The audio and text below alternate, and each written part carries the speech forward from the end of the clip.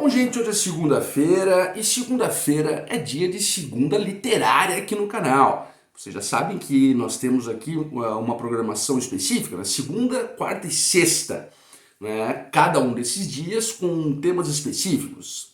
Nas segundas-feiras tratamos aqui de literatura, de resenhas de obras, de sugestões de livros interessantes e importantes, etc. Nas quartas-feiras nós fazemos algumas reflexões filosóficas ou históricas, análises históricas, filosóficas, etc. E nas sextas-feiras nós fazemos uma temática livre, não é? Com assuntos que podem variar desde política, a conjunturas sociais, a cinema, enfim, qualquer coisa, não é, que seja aqui, que seja irrelevante, interessante. Então segunda, quarta e sexta. Hoje, segunda-feira literária, faremos, portanto, aqui hoje uma resenha de um livro mágico, um livro sensacional, que eu tenho certeza que se você ainda não o leu, você vai querer ler e vai gostar muito, tá, gente? Bom, eu já vou lhes apresentar a obra aqui, a qual resenharemos, não é? Vou falar hoje, vamos fazer a resenha de Conto de Fadas, ou Fairy Tale, que é o título original, do Stephen King. Bom, vocês sabem que eu sou aficionado por Stephen King, é o meu autor contemporâneo preferido, tenho quase toda a coleção dele, digo quase porque é muito difícil você ter tudo do Stephen King, né? Ele é muito prolífico, escreve demais, né? E há obras que são quase que inacessíveis, a gente sempre fica na busca aí, né? Mas é muito difícil. Agora, este livro é sensacional, gente. Inclusive um livro novinho, hein? Foi publicado ano passado, 2022. Como eu disse, o Stephen King, ele é muito prolífico. Então no ano, pelo menos um livro ele publica, né? Bom, até minha camiseta aqui do Stephen King, ó, você pode perceber com personagens clássicas, tem o It e tal, né? Tem uns quadros aqui atrás. O Stephen King realmente, pra mim, é um mestre hoje do horror, do suspense, na contemporaneidade, né? Gente, esse livro é um livraço, é um livro que eu terminei a leitura há poucos dias, é um livro sensacional que vai lhe prender, né? Ele é um livro cuja temática, né, cujas abordagens são muito interessantes, então você vai ficar muito ligado. São 623 páginas, mas que você não vai nem ver passar, né, durante a leitura, porque o livro é muito bom, é sensacional. Tá, gente, antes de começarmos a resenha, venho fazendo a vocês aqueles pedidos, não é, encarecidos, não é, que é o pedido aí da sua inscrição. Você que ainda não é inscrito, peça a sua inscrição, você não paga nada por isso. Você ajudará muito aqui o canal, né, ajudará muito aqui a sequência de nossos trabalhos. Então peça a sua inscrição e todo aquele protocolo, né? Peço que você, caso goste do conteúdo, que compartilhe com seus amigos, compartilhe aí com o seu círculo de amizades, né? Também dê o joinha, o like, que é importantíssimo também, e ative aquela sinetinha das notificações para que vocês serão sempre informados aqui de nossos conteúdos, tá? Deixa eu só ver o microfone, tá ligadinho, aqui não tem edição, isso sempre acontece, né? Gente, vamos para a resenha. Olha, é um livro, como disse, sensacional. Aqui nós vamos conhecer, tá, a personagem do Charlie Reed, que durante todo o livro, né, na maior parte do livro, ele vai ter ali 17 anos, portanto saindo da adolescência, entrando na idade adulta e tal. Mas nós já o conhecemos antes, quando criança, tá? Inclusive nós o conhecemos já com uma tragédia incrível, né? Um evento muito trágico, que é a morte da sua mãe. Ele tinha ali 6 anos, se não me engano. A sua mãe é atropelada tragicamente em uma ponte, uma morte horrível, né? O Stephen King ele é muito bom em descrever situações terríveis, né? Então ela acaba tendo a cabeça ali decepada, uma coisa muito impactante mesmo. Uma morte muito traumática, portanto, e a criança, o pequeno Charlie, obviamente fica em um estado de consternação, de tristeza, de trauma muito profundo e tal. E isso não é o pior. Quer dizer, isto é o pior, obviamente. Estou dizendo que ainda pode piorar, é isso que eu quis dizer. O seu pai, né, o George, ele entra em uma fuga que é a bebida, né? Ele perdeu a esposa naquele evento trágico e ele entra, portanto, com tudo na bebida, torna-se um adicto, torna-se um alcoólatra, bebe demais, e isto vai piorando ainda mais a situação do Charlie, que vai vendo o pai naquela situação degradante, o Charlie tão criança, tão novo, já começa a ter que assumir responsabilidades na casa, né, de fazer comida, coisas porque o pai sempre está bêbado e tal. Começa a se comprometer no trabalho, e o pequeno Charlie começa a entrar em desespero, quer dizer, meu pai não está trabalhando, as contas estão acumulando, ele só bebe, é uma coisa terrível. Então o Charlie, ainda criança, quer dizer, isso vai passando o tempo, passa alguns anos, o pai nessa situação, o Charlie vai crescendo, e aí aquele desespero batendo e tal. E então certa noite o Charlie fala com Deus, ele faz uma oração, né? Ele diz, Deus, se o Senhor libertar o meu pai desta condição terrível do alcoolismo e tal, eu faço qualquer coisa pelo Senhor. Qualquer coisa que o Senhor me determinar e me mostrar, eu faço para o Senhor. Então ele faz meio que ali uma proposta para Deus, em sua oração. Ele fala, não aguento mais ver meu pai assim, perdi minha mãe, a situação está muito dolorosa. Então se o Senhor libertar o meu pai dessa situação, eu faço alguma coisa para o Senhor. Bom, acontece um milagre, né? O pai do Charlie resolve mesmo se libertar do vício, passa a frequentar reuniões do AA e se liberta, né? Começa a restabelecer a sua vida, volta ao trabalho, abre a sua própria empresa, começa a prosperar longe da bebida, e o Charlie obviamente fica muito feliz, muito alegre, e ele se lembra, ele fala, eu fiz isso aqui, foi Deus que fez com meu pai. Eu fiz uma proposta para Deus, Deus fez a sua parte, agora eu tenho que fazer a minha. Só que ele não sabia o que fazer, né? Tanto que em sua oração ele disse, o senhor tem que me mostrar, Deus, alguma coisa para retribuir esta graça. Passou-se um tempo, o pai do Charlie muito bem, longe das bebidas, etc. E, bom, ali na rua do Charlie, na região onde ele morava, havia uma casa meio sinistra, né, que era numa esquina da rua Sycamore, vocês vão ver aí no livro. Uma casa que a vizinhança chamava até de casa do Psicose, porque parecia a casa lá do Norman Bates, tal, do Psicose, do Hitchcock, aquela coisa toda. E havia um morador nesta casa muito misterioso, um homem que era um misantropo, não gostava de ninguém, não saía, não falava com ninguém, poucos o conheciam mais de nome e tal. Um belo dia o Charlie ali com a sua bicicleta, passando em frente a esta casa meio estranha, ele ouve alguns gritos, alguns gemidos, e ouve também um uivar de um cachorro, e certamente alguém precisando de ajuda. Ele fala, olha, eu vou ter que entrar para ver o que está acontecendo, claro. Então o Charlie pula ali o portão, que estava inclusive emperrado, estava trancado, né? Era inacessível a casa, então ele pula ali o muro, o portão, e encontra um homem, um senhor, né? Caído no chão, com a perna quebrada, ele levou um tombo, com uma fratura exposta horrível e tal, e a sua cachorra ao lado, né? Ali latindo, meio que querendo pedir ajuda pro dono, né? Então o Charlie, ele vai ali, e é aqui que nós conhecemos o Sr. Baldwin, que é esse senhor misterioso, estranho, que mora naquela casa estranha e tal. O Sr. Baldwin, tá?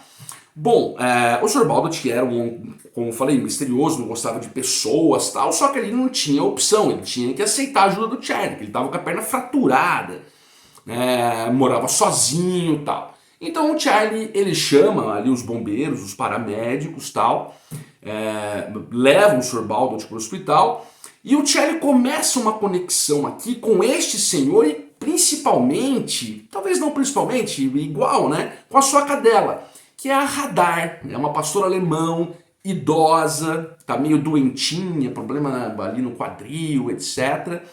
O Charlie pega um amor muito grande nesta cachorra, e ali é meio que à primeira vista mesmo, e ela também em relação a ele, e também com o Sr. Baldwin, que era aquele homem tão, sabe, tão frio, tão misantropo, mas ali começa uma relação entre eles, né? Bom, o Charlie percebe que aquela situação tem tudo a ver com a sua oração, porque ele diz para Deus: o que eu puder fazer, né, para retribuir a sua graça. Ele passa a cuidar do Sr. Baldwin. Né? O Sr. Baldwin vai para o hospital, mas volta para casa, só que ele é sozinho. Ele vai precisar necessariamente de alguém para cuidar dele, porque ele não pode andar, não pode fazer nada. E esse alguém é o Charlie. Então ele fala lá com os médicos, fala, eu vou cuidar dele e tal, porque ele entendeu mesmo que aquilo ali era aquilo que ele tinha que fazer para Deus. Então ele passa a cuidar do Sr. Baldwin, né, passa a fazer tudo, funciona meio que como um enfermeiro ali pro Sr. Baldwin, e sempre com a Radar, a cadela, sempre muito junto e tal. Veja, nesta casa, né, do Sr. Baldwin, a casa do psicose, como é chamado ali, tem um barracão muito estranho nos fundos, né, que fica trancafiado, ali fica trancado com um cadeado. O Sr. Baldwin, sabe, ali não é para ninguém entrar, tal. Certa noite o Charlie ouve alguns barulhos estranhos de arranhando a porta, umas coisas meio assim. O Charlie fica curioso, claro, mas não entra, não sabe. E sempre fica aquilo na cabeça, esse barracão, o que tem ali? Bom, mas enfim, o tempo vai passando, ele vai cuidando do Sr. Baldwin, e até, gente, que o Sr. Baldwin acaba falecendo, ele acaba morrendo de um problema cardíaco, né? Ele já estava numa situação muito ruim e tal. Quando o Sr. Baldwin morre, ele deixa uma gravação pro Charlie, tá? Ele deixa uma gravação pro Charlie, uma fita, né? E aí ele abre o jogo com o Charlie, né? Ele diz que aquele barracão, né, tão misterioso, ali possui um poço, não é? Um poço com uma escadaria que leva até um outro mundo, né? Que leva até um mundo paralelo ali. Né? E o Sr. Baldwin te explica muitas coisas, ele começa a explicar, ele fala, olha só, na verdade eu tenho 120 anos. É que neste outro mundo tem ali um monumento chamado Relógio de Sol, que ele rejuvenesce. A própria Radarzinha, a cachorra que já está ali com seus, acho que 12, 14 ou 15 anos, né, ela também já passou por esse relógio de sol, portanto ela teria aí quase 30 e tal, né? E o Charlie começa a compreender tudo aquilo, fala, outro mundo, um poço, uma coisa estranha e tal. E ele decide que e o Sr. Baldwin, nesta fita, ele fala, olha, cuidado, eu sei que você vai acabar indo lá, a sua curiosidade não vai deixar você, você não ir, né? A Radar tá velha, você vai querer colocar ela no relógio de sol para que ela volte a ser mais nova, né? Mais jovem. E ele fala, só que você não pode andar nesse relógio de sol, eu andei, mas eu não recomendo, para animais não tem problema, mas você pode ir, né? Então ele explica mais ou menos como que ele vai chegar nesse mundo. É um poço que fica dentro desse barracão, que possui ali quase 200 degraus, que ele desce, passa por uma passagem e entra nesse outro mundo. Bom, claro que o Charlie vai fazer isso, né? Ele quer, primeiro, ele tem um amor muito grande pela Radar. A Radar está muito velha, né? Ela está prestes a morrer, inclusive ele leva ela no veterinário e fala, ó, ela não dura muito mais. Então ele decide, eu tenho que levar ela para esse outro mundo, para que eu coloque ela nesse relógio de sol, que é um monumento lá, e ela volte a ser jovem, porque eu não quero perder a Radar agora, tal. Bom, então ele vai para esse outro mundo, né? Ele entra nesse poço, ele desce e chega nesse outro mundo, cujo nome é Empis. Pois é, o mundo paralelo, um outro mundo é Empis. E aqui nós já começamos a perceber, gente, os elementos dos antigos contos de fadas, né? Inclusive o King ele fala muito aqui, faz referências, né, importantes de contos de fadas históricos, como João Pé de Feijão, né, do Gog Magog, que é o monstro lá do João Pé de Feijão, dentre outros contos. Então ele chega nesse mundo estranho, que ele chama de o outro, né, o outro mundo, né, e percebe, gente, que esse outro mundo, né, hoje está amaldiçoado. Por quê? Bom, eu não vou dizer para vocês exatamente, se vocês forem ler o livro, tenho certeza que vocês vão compreender. Esse outro mundo já foi um reino feliz. Não é que tinha um rei, tinha uma rainha, tinha princesa, tinha um povo, né, os empisianos, o povo de Empis, eram todos felizes. Só que veio uma maldição sobre esta terra. não é, que depois, né, o rei, né, derrubou o rei, matou o rei e a rainha, e o mal tomou o poder. Este mal, ele está muito vinculado a um monstro terrível que mora nas profundezas de Empis, que é quase um terceiro mundo. É um mundo paralelo dentro de um mundo paralelo, onde mora este monstro que é o Gog Magog. Então aí vocês vão perceber como que o Gog Magog chegou e amaldiçoou e tomou o poder deste mundo novo. Deste mundo novo não, deste outro mundo.